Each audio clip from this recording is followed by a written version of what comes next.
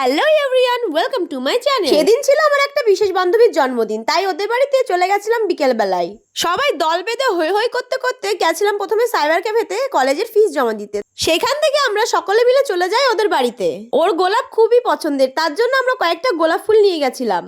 আমরা সকলে এক একটা করে গোলাপ ফুল দিয়ে ওকে বার্থডে উইশটা জানিয়েছি। ওদের বাড়িতে ঢোকার আগে ফুলগুলো সবাই নিজেদের হাতে নিয়ে নিলাম। ও তো ভাবতেই পারিনি আমরা ঠিক এইভাবে ওকে সারপ্রাইজটা দেব। যা, ও দেখে আমাদেরকেই সারপ্রাইজ দিয়ে দিয়েছে। আমরা ফুল দেওয়ার আগে ও আমাদের পা ছুঁয়ে নমস্কার করছে। ক্লাস 12 এর পরে যে কখনো বই পড়েনি, আজকে সে বই পড়ে নাটক করছে। হঠাৎ দেখে এখানে একটা খাঁচার ভেতরে কয়েকটা পাখি রয়েছে, তখন জানতে পারলাম ওকে নাকি এবার জন্মদিনে এটা উপহার দিয়েছে। ছোটবেলায় যখন প্রেয়ার শেষ হতো তখন আমরা ঠিক এইভাবেই ক্লাসে যেতাম। 5 বছর পর কিন্তু এই হবে আমাদের মুখ্যমন্ত্রী, তাই একটু ট্রায়াল দিয়ে নিচ্ছিল।